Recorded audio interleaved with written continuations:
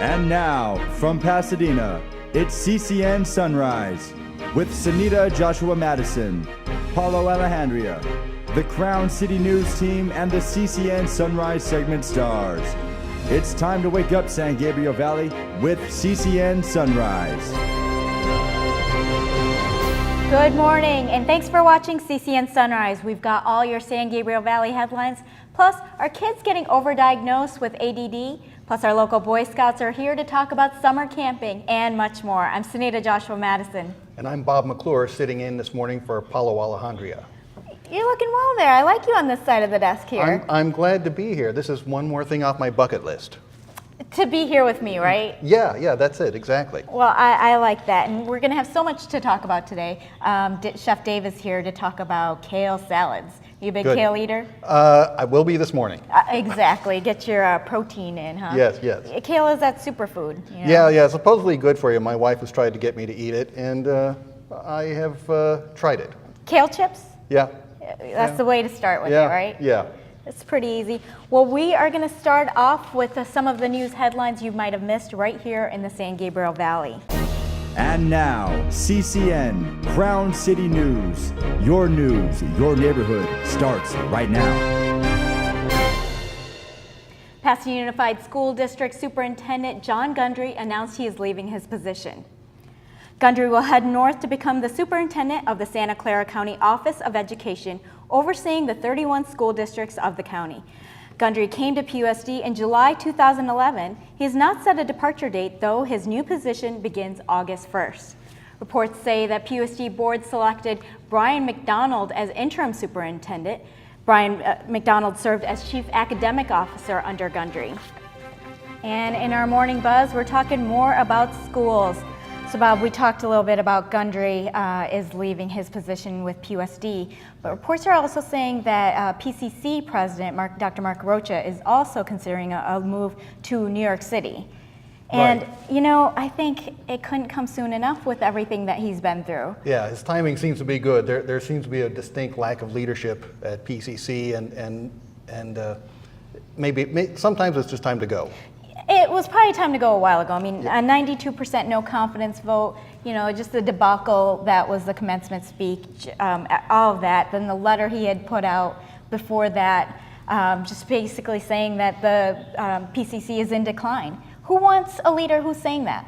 Well, I think it sounds like he's making excuses for what's admittedly a difficult economy and a tough time to schedule classes and balance budgets, but everyone's got to deal with it, and leaders need to stand up and address the issue, not make excuses. Well, and that's really, I think, what a lot of people are seeing, that there's just a lack of leadership, you know, unilateral decisions that aren't including other people, especially the students and faculty, Right. and how it affects them. And a lot of students aren't able to graduate and transfer because they can't have the classes to get there. Right, and it's a difficult situation, and we see this playing out in the Cal State system and numerous state schools where not enough faculty, not enough classes offered, students can't get the classes they need to graduate in a timely fashion, but they've got to deal with it. Well, I wish the board would have kind of stepped up and taken ownership of needing to make the change versus kind of saying, you know, Dr. Roach is going to do it on his own, which is fine. You want to give someone, you know, good face, but it kind of makes it feel like it's not a decision that they made. And again, that lack of leadership, of not acknowledging what's going on there. But going on to our next story, there's a petition for hiker Mike Herdman, the firefighter who was lost in the forest, and they basically have given up the search, or definitely drastically reduced it, and people are upset about this. They're saying this is our local hero. How can we leave him? Right, and it's difficult, and I'm not sure how to make this decision properly because you've got limited resources. It's a summer. There are lots of issues to keep the firefighters and police and law enforcement busy. At some point, though, you've got to make a decision to maybe reduce the search, but it's really hard to do when you've got someone whose job is to save lives, save people, save their property. That's kind of like we're leaving someone behind, basically. Right, you right. know, Yeah, and it feels wrong. Sometimes you have to do it. I'm glad I'm not making that decision. Well, there were 2,500 signatures at change.org with his petition to keep the search going. You know, that's more people who vote in some of the local elections, so. Right, and this is it's a highly emotional issue. People feel very directly, emotionally tied to a firefighter. And, you know, a feel-good story out there right now is that of Isaiah Austin and what Adam Silver did. Can you tell us about that? Yeah, the NBA draft last night, Adam Silver used a ceremonial pick on a student from Baylor University, Isaiah Austin, who had been diagnosed with a rare syndrome, Marfan syndrome, about a week ago. He was projected to go in the first round of the draft. Effectively, his career was ended. And so what happened was they had the draft last night. In the first round, they drafted him ceremonially and have guaranteed him a job in the NBA offices after he finishes his college degree. So that's a real nice and I think ceremony. Adam Silver has just guaranteed that everyone loves him, right? I mean, he's just making some really tough, smart decisions. I think running Donald Sterling out probably raised his profile a bit, but this definitely was one of those non-controversies. Very nice story. Well, it's non-controversial, but the fact that he took the time to do it, you know, Right. and during the draft, and not just a press release or something like that. Right, it's not just a business, it's an organization run by people, and I think he was to be commended for it. Well, it does just make you feel good, and congratulations to Isaiah Austin. And now next, more kids are being diagnosed with ADHD, but do they really have the disease? Dr. Michelle Meyer will be here to tell us about that after the break.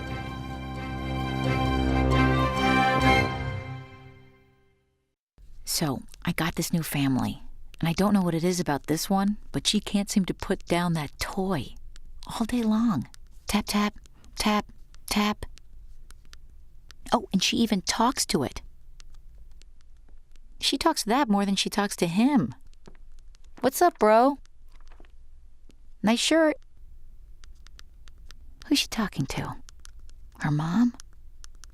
She talks to her mom a lot. In the small town of Elmira, New York, a boy was born into an all-American family. The odds of him opening his own clothing store at the age of 18? 1 in 138,000. Excited to be a part of pop culture, he packed for the big city. The odds of finding someone to invest in his vision? 1 in 4.5 million. The odds of him achieving his dream in the fashion industry? 1 in 23 million. The odds of having a child diagnosed with autism? 1 in 68. I am Tommy Hilfiger, and my family is affected by autism. Learn more at autismspeaks.org/signs. Early diagnosis can make a lifetime of difference.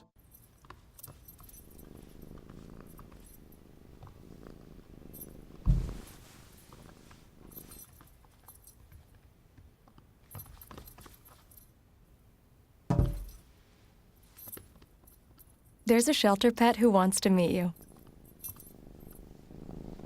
Meet one today. Visit theshelterpetproject.org. Adopt.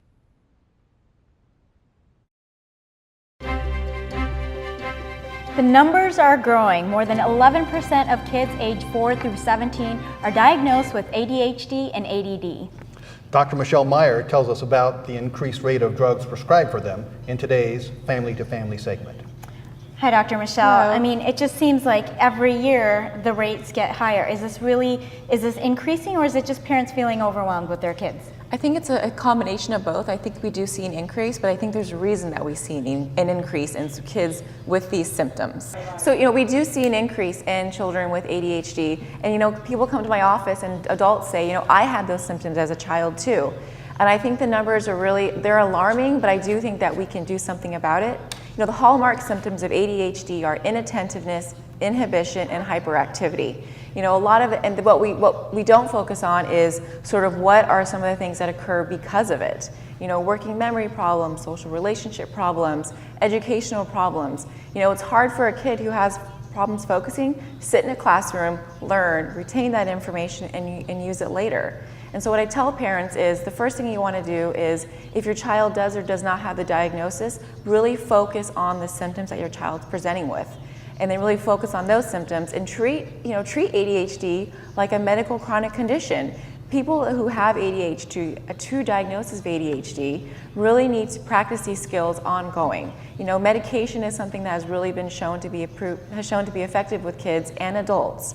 The other thing I tell parents is set planners, set timers, set reminders. Hold expectations for your child that they can achieve that so they don't fail. Break stuff down into small steps versus asking kids to do 10 things at one time. You really want to say, do A, and then do B, and then do C, and then do D. I think that really helps kids sort of develop some of those skills so they don't sort of feel bad about themselves with it.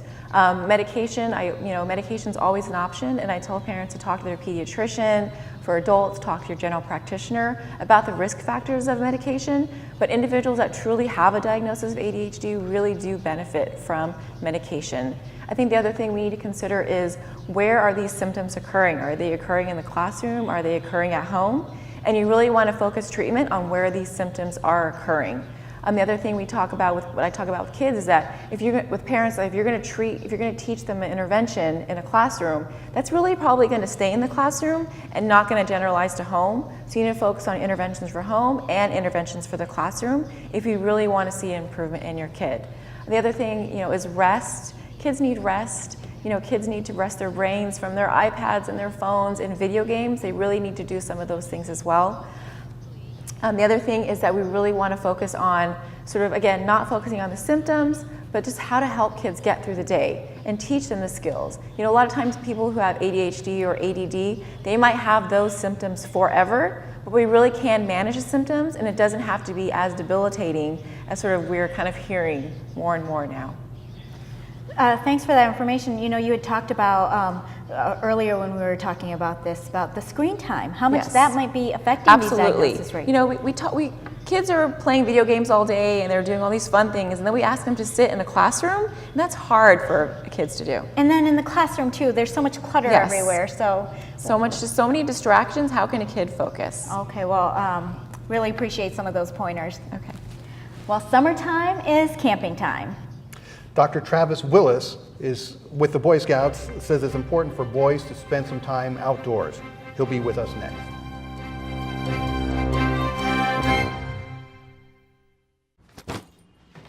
Hart, what's going on? I'm leaving. Why? What did I do? Not enough. You constantly ignore me. You barely eat anything healthy. You're half as active as you used to be. The pressure is just too much. I quit. Okay, I get it. I'll do better. Just please, don't leave. Okay. But remember, if I go, you go. Listen to your heart. Don't let it quit on you. Uncontrolled high blood pressure could lead to stroke, heart attack, or death. Get yours to a healthy range before it's too late. Juntos queremos cantarles hoy. Inscríbanse.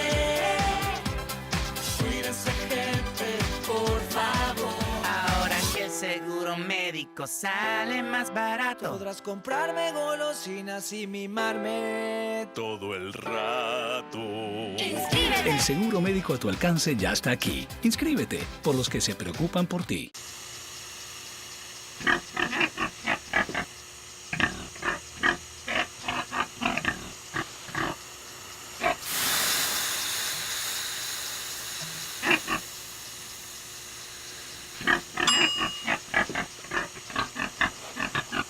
Cook foods to the right temperature using a food thermometer. 3,000 Americans will die from food poisoning this year. Keep your family safer. Check your steps at foodsafety.gov.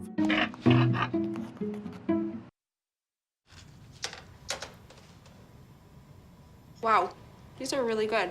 You act surprised.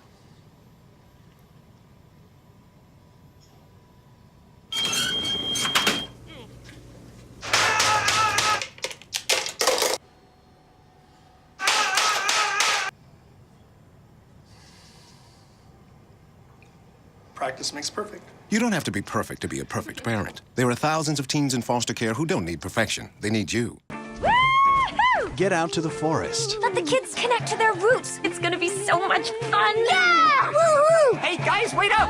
And discover the wonders of nature with your family. These trees are the key to our way of life. Fresh air. What a glorious morning! Clean water. Woo-hoo! This is great! and endless forest adventure. Let's rock this jungle! Yo, this is untapped territory. How amazing! Visit discovertheforest.org to find a forest near you. And now, CCN Crown City News. Your neighborhood starts right now.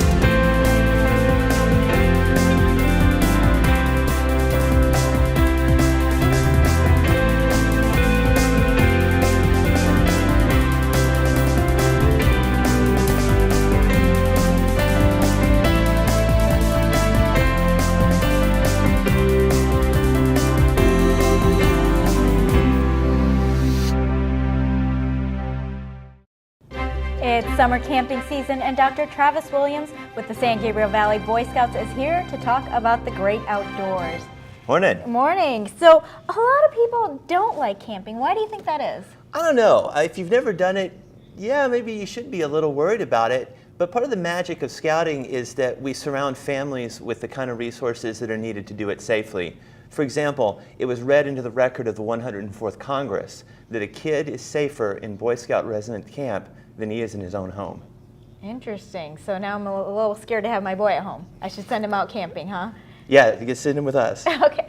Well, why is family camping so important? And are there some good campgrounds where families can start locally here? Okay, why is family camping important? A big emphasis of scouting, particularly with our younger kids, the elementary school age, the junior high age, is that we want to strengthen the parent-son relationship. And we want to strain it with the context of the outdoor program and enable those families to interact in ways that they haven't before. Where should you go? There are a lot of wonderful places here in Southern California, beach camping, desert camping. I like mountain destinations because the weather's usually pretty good in the afternoon. Most Boy Scout councils can supply you with a good guide of interesting places to go. What's your favorite? Personal favorites of mine, there's a hiking loop up near Mount Hillier, near the Chileo campground up in the hills, which is one I'd like to warm families up with. Now, you were an Eagle Scout, huh? Yes, indeed. And actually in San Gabriel Council where you work. And, very good. Yeah, really enjoyed it, got out of the house, got to do a lot of things that I otherwise wouldn't have done. Yeah, that's the magic. They connect you with people that have unique resources and talents that might not be available in your home. Right. We were just talking a little bit earlier about the increasing rates of ADD, especially in boys, have a much higher rate. Do you think that camping is even more important now to get kids out of their homes and off the screens? Camping is important. More important than the outdoor experience itself is that scouting will surround the youth with their peers and force them to work collaboratively as a team and to provide peer leadership. Other than the United States Army, I know of no large organization that is teaching those skills in America these days, certainly not to youth our age. And I know there's the Boy Scouts and Girl Scouts. Is there any chance of, why do they have to keep them separate? Are there any co-ed groups out there? There's a history of the two organizations being separate. I don't know the full history. I can tell you as a venturing advisor at Polytechnic School, I run an outfit of about 20 youth, which is co-ed. My crew president, Olivia Wu, has been with us since she turned 14. My bosun, Catherine Hathaway, is currently a sophomore at Stanford University. But so that's awesome. You don't hear stories of that, of like the co-ed groups. But is there also something really important about keeping them separate as well? Certainly there are safety concerns, there are parental concerns, there are spiritual concerns with some of our religious sponsors. Of course, every unit is different, and we heed the needs of the sponsors and most especially the parents. Okay. And what are some other skills that boys really get out of camping and survival skills that are important today? The mission of the Boy Scouts of America is to teach young people to make ethical choices throughout their lives by instilling in them the values of the Scout Oath and Law. And the outdoor program is a way that we force learning in circumstances where the kids are naturally a little bit uncomfortable. Now, I want you to tell a really quick story because you said it's safer to be in the Boy Scouts than not, but you were actually struck by lightning when you were camping. Can you tell us about that really quickly? As a Philmont advisor, I was in, we have a 250,000-acre ranch in New Mexico. And I had a crew of 9. We just made a food pickup. It was raining cats and dogs. Had about, 50 feet visibility. We had to get over a small hill into Buck Creek Camp. And we got hit from me to the camera. Oh my gosh. And one kid, sure enough, from the earth to and he messed himself because of the depolarization wave. But he walked on, and just last month graduated from the biomedical engineering program at USC. So you're both all kind of superheroes. I'm going to touch you and see if I get electrical charge. The kids do all right. All right, well, on our website, we have pictures from the Rose Bowl Youth Expo you had last month. And we want to thank you so much for talking about camping and encouraging kids to get out there. You bet. All right. Well, some think the Crown City is a snob city. It could be the snobbiest. We'll tell you about that poll and what you had to say about it next.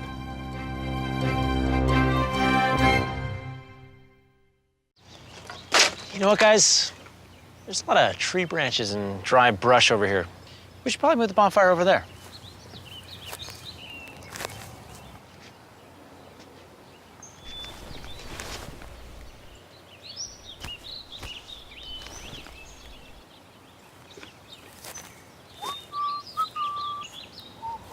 I'm guessing Smokey liked that idea.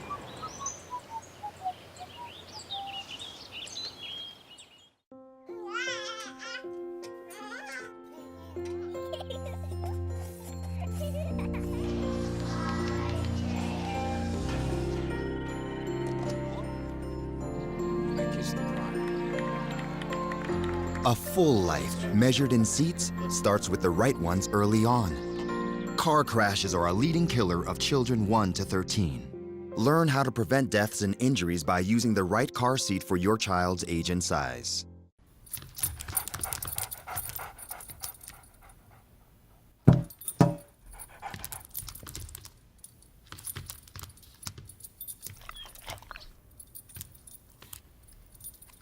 There's a shelter pet who wants to meet you. Meet one today. Visit theshelterpetproject.org. Adopt. Rental prices may be forcing people to move away from the San Gabriel Valley. Maybe it's because we're such a snobby city, I'm not sure. But we've got Lee Cuellar here to tell us what's going on.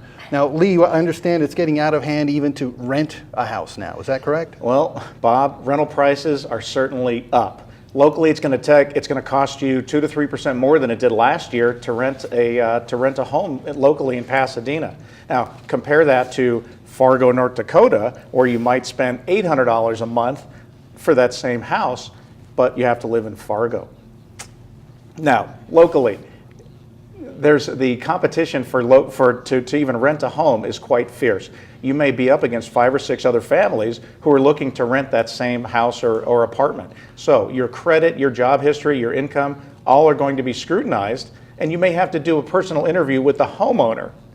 I had never heard of that before. I sat through that. I sat through one with clients recently, and it was not comfortable. Another interesting point, locally, only 26% of homes are pet friendly, and 62% of us have pets. Yet another barrier even to rent a house locally.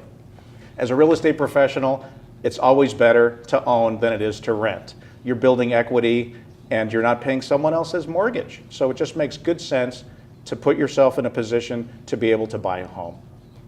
Sehnita and Bob? Well, Lee, the hard part about buying the home is that it's hard to even be able to get the down payment, to collect that, to even get a foot in the door there. Absolutely right, it is.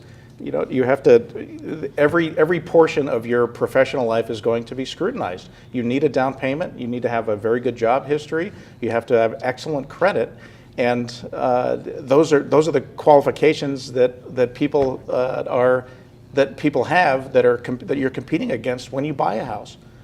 Well, I think the main thing that does, I'd rather live here than Fargo, North Dakota, honestly. So would most people. Who wouldn't, right?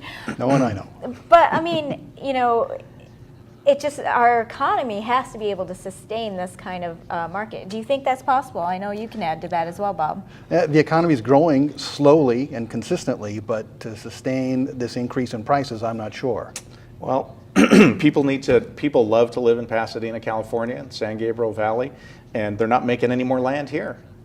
So those rates are going to continue to go up. And every year when we get to January 1st, we have the Rose Bowl and the Rose Parade, and we have national media coverage, and it's always beautiful. And I'm sure all those people in Fargo are watching that and saying, why don't I go there? And I think that's why the prices are staying up. Because they can't afford it, don't you know? Yeah. That's why. Well, and there's also a lot of people from the East, Asian communities are really moving to this area as well. Absolutely. Chinese investment in the United States and in California directly they're the number one investment in commercial and residential real estate, followed by Canada and Mexico. Yeah. And they're paying cash. And they're paying, most of the time they're paying cash. So That's someone right. likes their San Gabriel Valley, so Absolutely. we're not hurting all that much. Thanks for that, Lee. Thank you. Well, apparently texting can make you ugly. Fitness and beauty segment star Loa Blasucci tells us more, coming up next.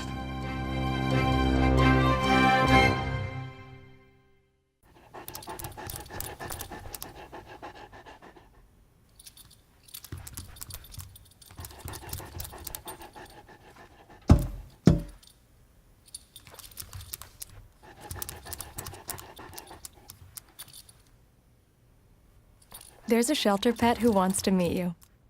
Meet one today. Visit theshelterpetproject.org. Adopt.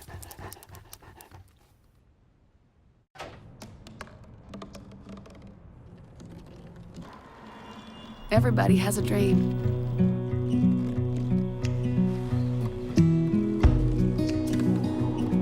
Mine was to see the ocean. And with a little help, I made it.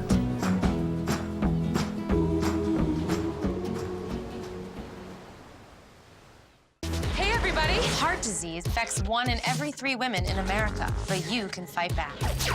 There's no time to lose. Mothers, sisters, daughters, families, and friends, it's time to shout louder, stand stronger, and demand change. Let's go! To the Batmobile. Dang it. To the invisible jet. Dang it. Together, we can put an end to heart disease. It's time to go red for women. I could use your help. Learn more from the American Heart Association at www.goredforwomen.org.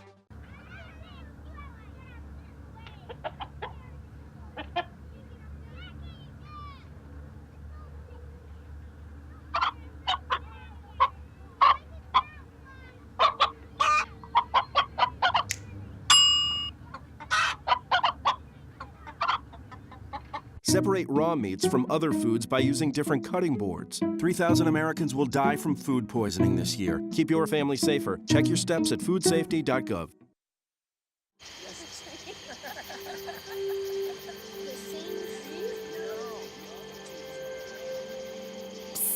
They're coming. Places, everybody. Light check. 1, 2, 1, 2. Everything looks good on our end. And lights. Come alive with the forest. Visit discovertheforest.org to find a forest near you.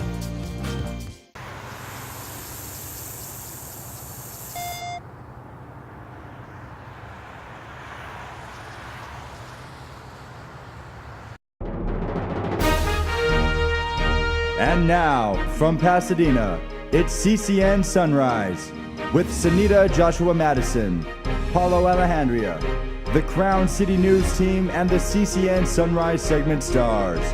It's time to wake up, San Gabriel Valley, with CCN Sunrise.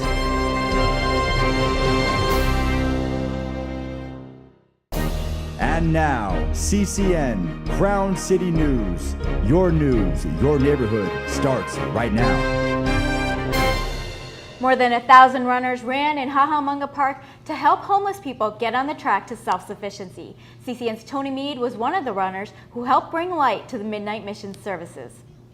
I'm here at the second annual Midnight Mission 5K, 10K, 1 mile run to help support people in need. More than 1,000 runners ran in support of the Midnight Mission as they commemorate their 100 years of serving men and women and children get their lives back after they lost everything.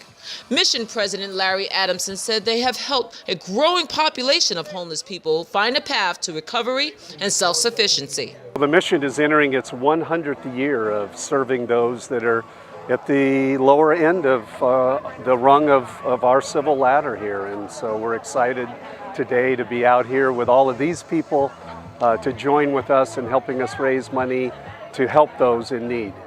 For many homeless people who decide to change their lives, finding the support to climb out of their hole is a more difficult struggle than the addiction itself.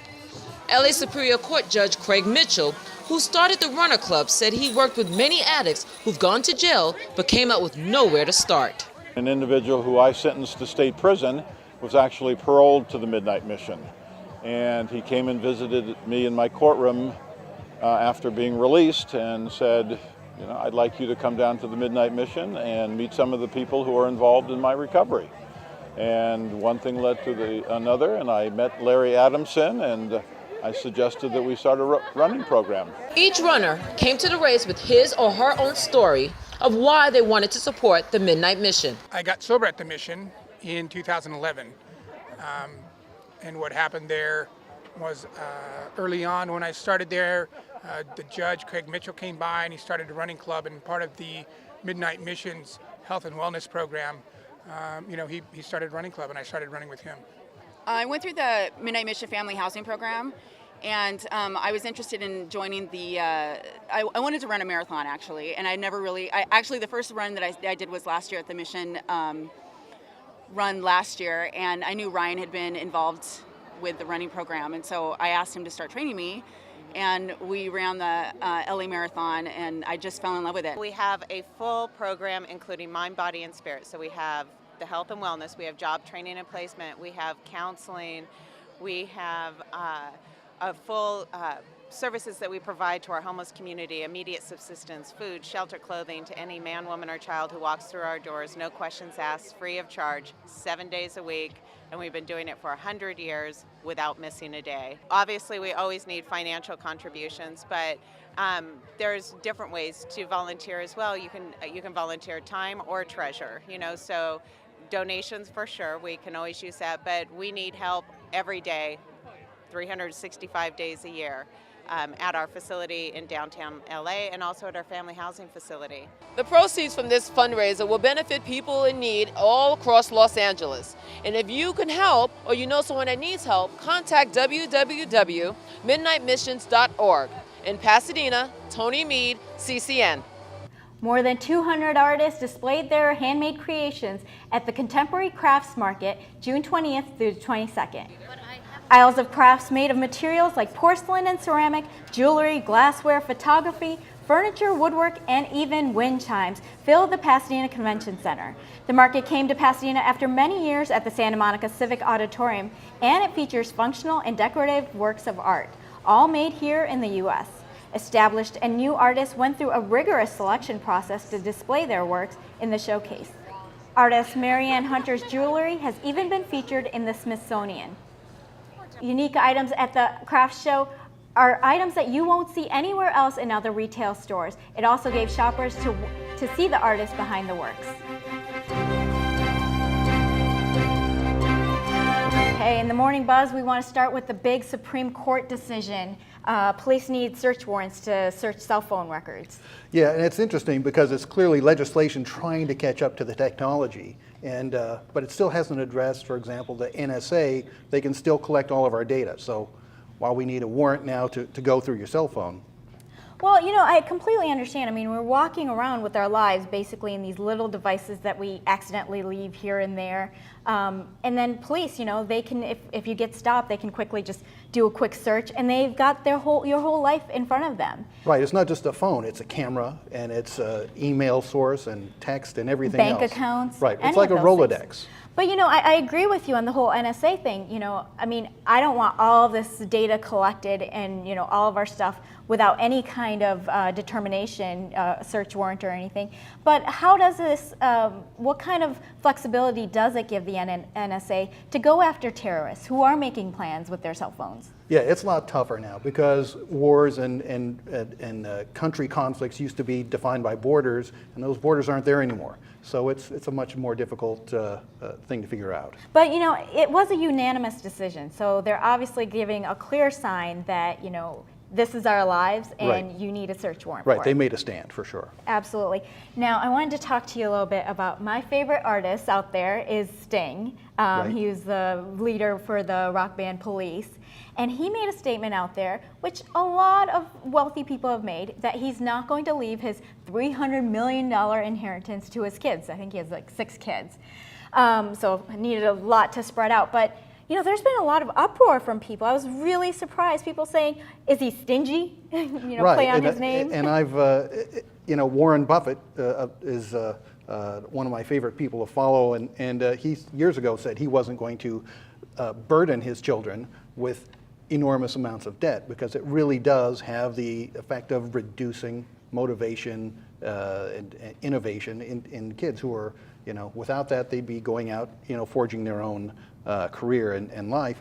And with a huge amount of wealth at your disposal, maybe you don't have that motivation. Well, and that's exactly what Sting was talking to. He was like, I want my kids to make their own way, to really get that grit to, make it in life.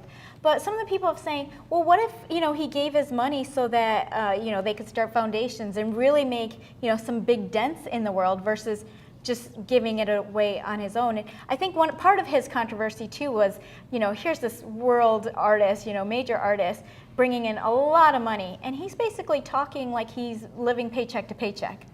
Yeah, I'm not sure that's quite what he's doing. I think he can get I don't by. think he is doing that, Yeah, but yeah. he was But saying we're spending everything we make.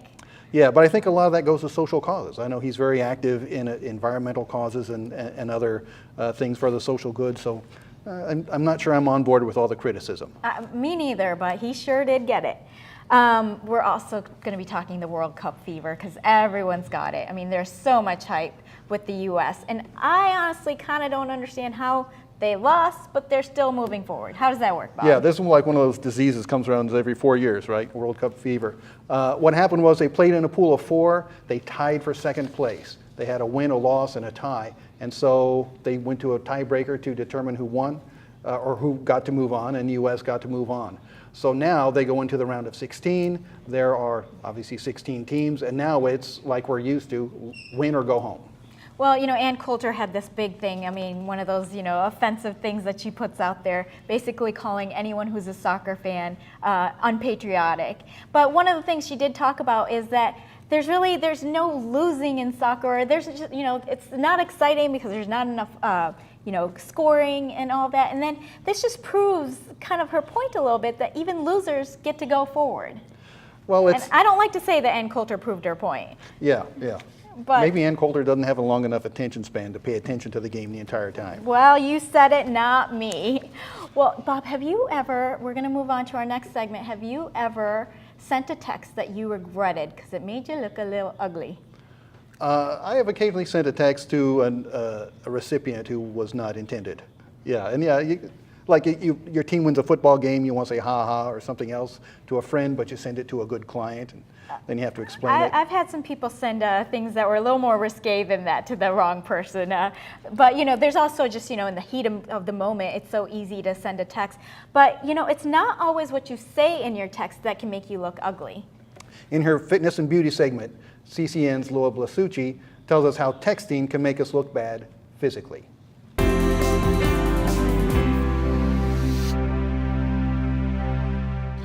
I can help you with that part of it, but that whole cross-texting thing, Bob and Sehnita, you're going to have to be careful with that on your own.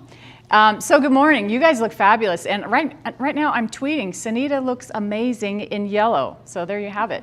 How much time do you spend doing that? It's part of our lives, right? It's part of everything we do. Like you said, banking, texting, emailing, it's everything. So here's the thing. There are some long-term effects of this and some short-term effects. So we want to know what those are so that we can help you age gracefully, keep your face line-free, and keep the health of your spine really long and beautiful. So if you spend how much time a day, average it out. If you're forward, face is down, shoulders soften. So think what happens to this beautiful spine. You're upright, face is glowing, everything is happening, but then as you shrink down, you've got more than 40 moving parts in the shoulder. It softens, it rolls forward. All of a sudden, the belly releases, nothing's engaged, and not only that, the fluid in your face will pool. So as you're leaning down, so let's just say you're going into a job interview, and you're sitting out in front texting like this, 10 minutes of that, as you look up, that's not going to be your best face to present. So think of it this way, upright, chest open, long in the spine. You want to raise that phone up just a little bit. Keep your elbows tucked in, but lift it up. So rather than slouching, sluggishly rolling forward, which long term is going to soften the spine, which those curves in that upper thoracic spine, that's what helps lead you into a double chin, a dowager, all that nasty stuff. More lines around the mouth. We don't want that, so keep everything up.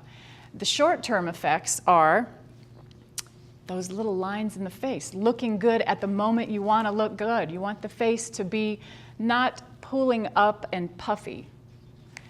Does that make sense? How are you, Sehnita? Were you texting while I was talking? Well, I'm going to sit up really straight, Loa, and send out a text saying, Loa Blasucci, you are a sweet, sweet saint for sending that text. Thank you so much. Hey, you're welcome. It's great seeing you guys. So I'll have something great for you next time. Anyway, lovely to see you this morning. Welcome to the set, Bob. You look great in that tie. Thank you. He sure does. Well, are those midnight snacks, could they be making you fat? Dr. Z tells us the best times to eat to keep our girlish figures. You do have a girlish figure.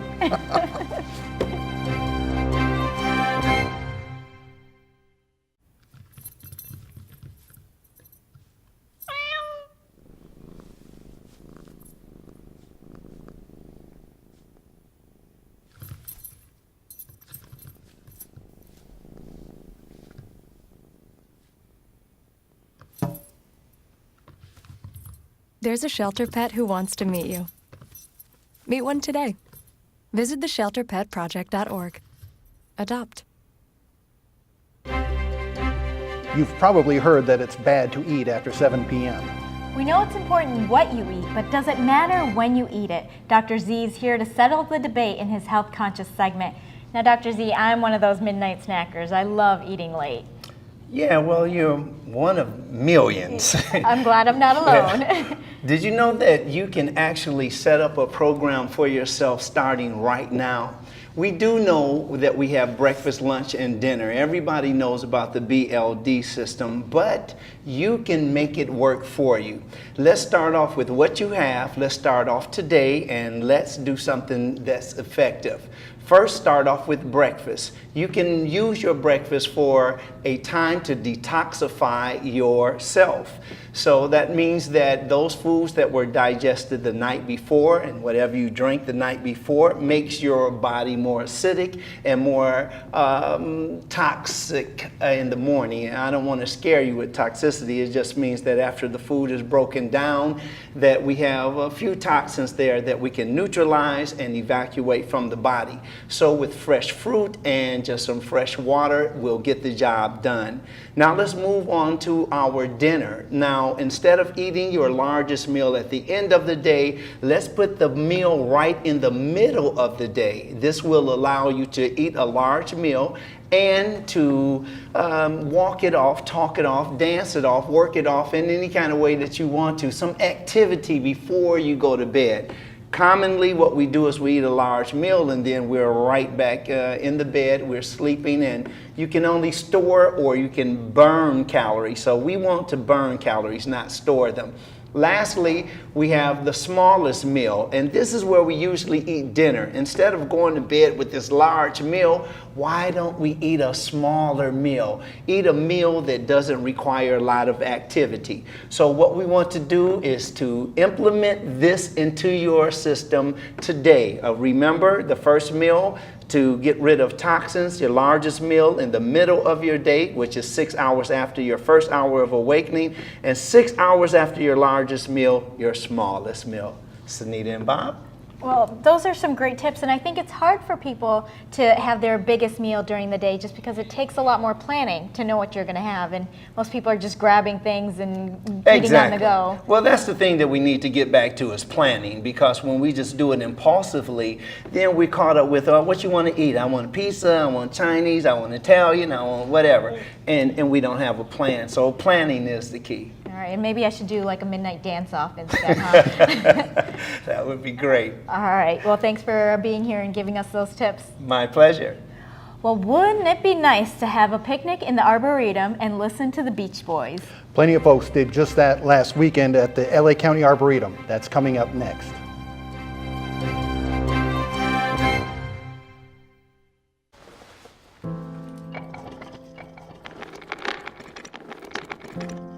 Maybe he's really focused. Hey, Michael. Michael. Maybe he likes spinning the wheels. Maybe he just loves trucks. Maybe he's just being a boy.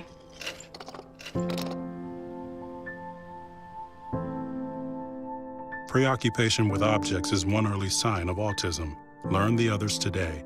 The sooner it's diagnosed, the better. There was some good vibrations at the 22nd Annual Family Music Festival, June 22nd, with the Beach Boys playing some of their favorite hits. With beach balls flying through the air and beach blankets stacked on the Arboretum grounds, everybody was ready for fun, fun, fun with the Beach Boys. The festival gave families of all ages a chance to enjoy music together. Though many people brought their own food, food trucks and wine and beer tents made it easy for concertgoers to come and dance and sing to their favorite songs from Brian Wilson and the Boys.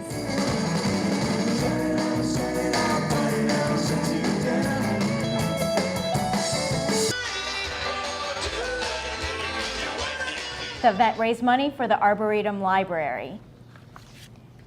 Well, many seniors don't want to live their golden years out alone. CCN's Mary Winters helps them jump back into the dating pool in the Senior Solutions segment.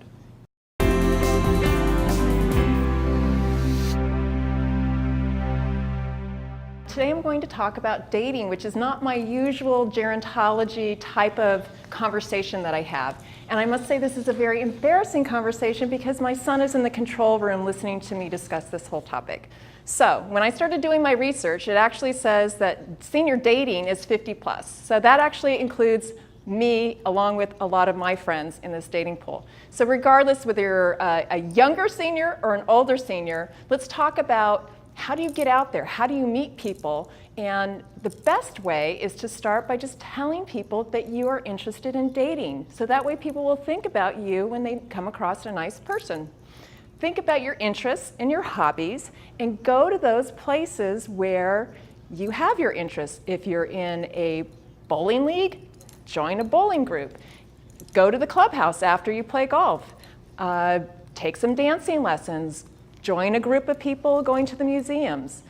Go places where others share your interests. You'll meet people that like the same things you do. So that's kind of a natural thing.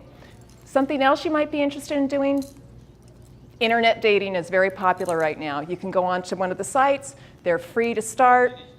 You can put in your age group and the geographic location that you're looking for. From there, I just want you to make sure that you're very safe and careful. So put your own set of rules together. Definitely have fun, but be safe. There are a lot of scam artists out there. Do not be giving money out to people. Do not be talking about your finances early on in these stages, but make sure you tell people your plan when you're going out and have fun. This is all about being social, getting to meet people. That's all it is in the beginning, is just getting to meet people.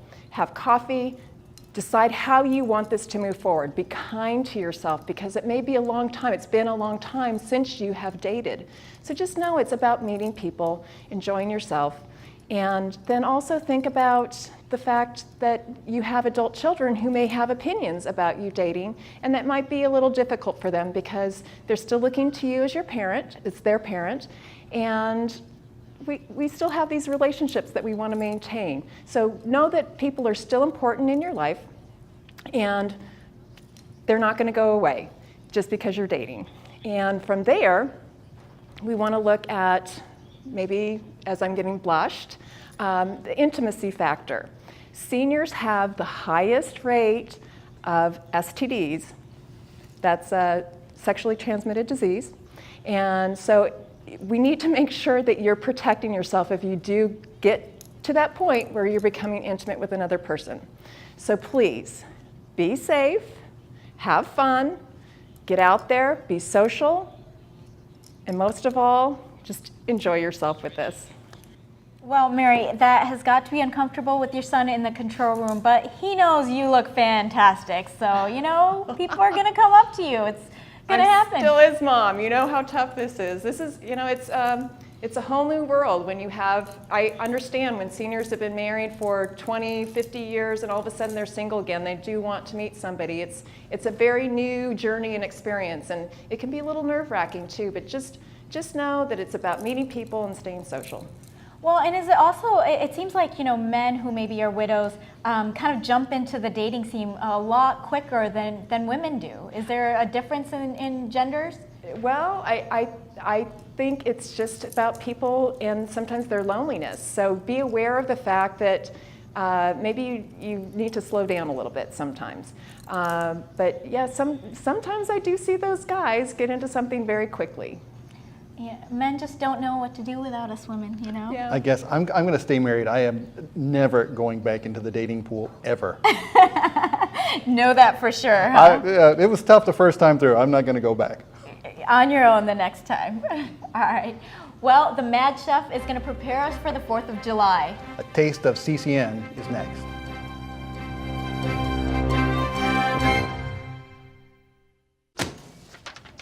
Hey, Hard, what's this? That's my resignation letter. You're resigning.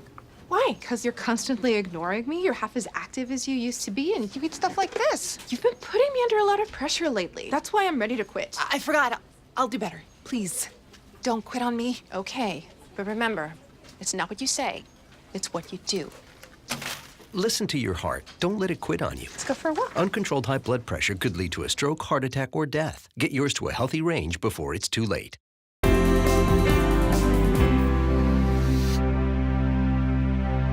There are plenty of patriotic dishes for Independence Day, and Chef Dave has something that's very healthy for us. I have the ultimate healthy salad for the 4th of July. Even our forefathers would be excited about this one. So we're going to be talking about kale today. It is the queen of the greens. It is amazing. It's loaded with lots of nutrients, lots of vitamins, and actually 1 cup of kale chopped is only 33 calories.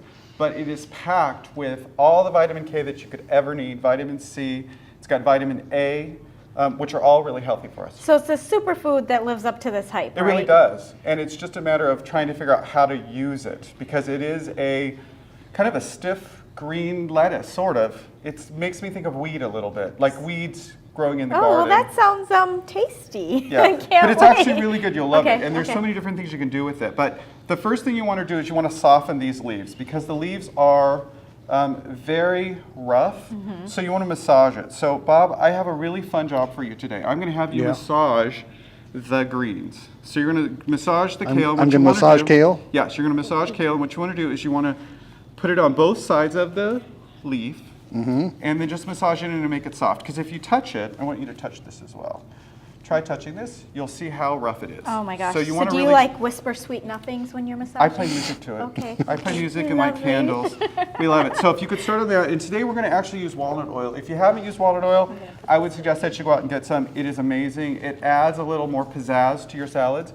If you get tired of using olive oil all the time, it's healthy. It's an essential oil that's really good for your body. And you can use... He is there you prepared. are, all The set. doctor is in the house. So I've set it up for you. So it's really easy. So all you want to do is just slather it on and just get it on both sides of the leaf. Mm-hmm. And that's it. All right, massage away. One of the things with kale, there's 3 varieties of kale. Today That's I the brought thing, 2. I never know which one to get. So I brought a mixture of both so you could try. So one is curly. Oh my God, I broke it. That's okay. Back It likes is to be broken. broken. Okay, so there's curly, and then this one is the purple version, which is a little more leafy. It's not as curly. But the one thing you're going to want to do with kale is you're going to want to cut the stem out because the stem is really rough and you don't eat it. You really it's don't. Like tree bark in there, right? It is. And do they have different nutrient properties? No. Or The only difference really is that if it's small and leafy, it's a little more flavorful than this, than the purple. I love the purple just for the color. It looks pretty. I'm all about color when I'm making Absolutely. salads. So it doesn't have to taste good, it just has to be pretty. well, it has to taste good. Yes, that's coming from the chef. All right, so what else do we do after we massage Okay, it? so once we massage it, what we're going to do is make the salad. So to save time, I've went ahead and I've massaged a little bit of it. Pre-massage. Pre-massaged leaves. So what you're going to want to do is today we're going to add some fresh blueberries, and we're adding some strawberries. So you want to throw those in. Okay, just So throw those in. and just liberal. Yeah, just throw them in. All right. Let's just make it a really fun salad. Okay. So I Let's not added mess some around. jicama today because I wanted to add a little All bit of of color. this too? Yeah. And what I did with the jicama is I marinated it in some fresh Valencia oranges just to give it a little bit of flavor. Okay. So what you're going to want to do is we're going to toss it. I'm just going to do it this way. You My cleaned your hands are before clean, getting yeah, in. I did. So just mix the salad together, and that's pretty much it. So you're going to serve it to your guests. And so it's just the walnut oil. You don't need any other dressing? I made a little bit of dressing because we Americans like dressing. So We I sure made do. a vinaigrette with oranges and a little bit of salt and pepper. And then did you use the walnut oil or? I used the walnut oil. Did you massage the orange as well? I did actually, to Did make it you? nice and juicy. Yes, Bob I is really were getting, thorough. he's taking that massaging seriously. I mean, he's not messing around. I may have a This new is- profession in front of me. Who knew? Who knew you could have this much fun making salads? So, okay, so we've got this going on. And this is a really good summer salad. It goes great really with anything. It's so pretty. It's just lovely to look at. And I love how you got all the colors. So red, white, and blue, so enjoy. Are you doing okay over there? Do you need I'm some doing help? great. Although I Look, you did really well. So this Thank is the you. salad.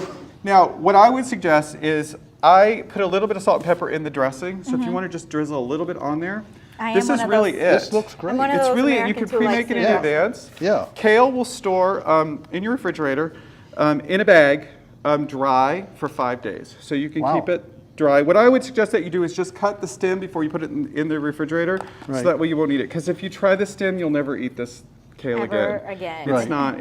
It's not great. But so now was the- kale around during the time of our founding fathers? Did they know of it and They its did, great but properties? they didn't know about the properties of it. Oh, okay. And I think that it's a shame because it is, I mean, there's a big trend on it now. You could actually make chips. If you wanted to make kale chips, what you just did, you actually started the process for the Yeah. kale chips. So Now, do I get paid for this, by the way? We'll talk about that Okay, after. thanks. Okay. Okay. Always the money man, I'm isn't just he? wondering, just asking questions. Always But if money you wanted to make markets. chips with this, you just simply olive oil, a little bit of olive oil on the kale. Then you're going to take a little bit of sea salt, throw it on there, and throw it into an oven at 350 degrees for 10 minutes, and you've got chips. Well, So that- instead of potato chips, you can have kale chips. And that's they're really step one delicious. of kale. So many doing the things you chips. can do. Bob, would you like Please to try? enjoy. Oh, Please this is enjoy. great. And so you wouldn't put the fruit in, you wouldn't store it with the fruit, right? No, Okay. because the fruit will make it too wet and it'll just get mushy. Now, is this a Dr. Z approved breakfast? This is a I doctor. think it is. This is Breakfast a Mad with Chef champions. Dave approved breakfast. okay, well, that- everyone even- is going to be begging for even this. better. Well, cheers. But I hope you like it. I hope you like it. It's delicious. I think. I love the What do you dressing. think? The dressing is good, isn't it? Yeah. But can you taste the walnut oil? How fabulous that walnut oil is? I can't taste the walnut oil, but I love the orange. The orange. Okay, good. I mean, I that can taste just, the latex too.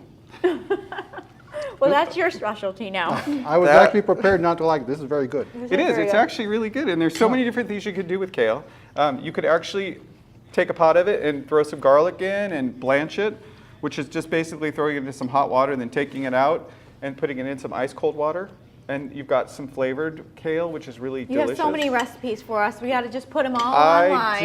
I do. Because that's it for our newscast. We want to thank all of our sponsors, including Southern California Edison, EH Financial, Senior Providers Network, and Ability First for sponsoring our show. We'd also like to thank Kale and our great crew here in the audience and you at home watching.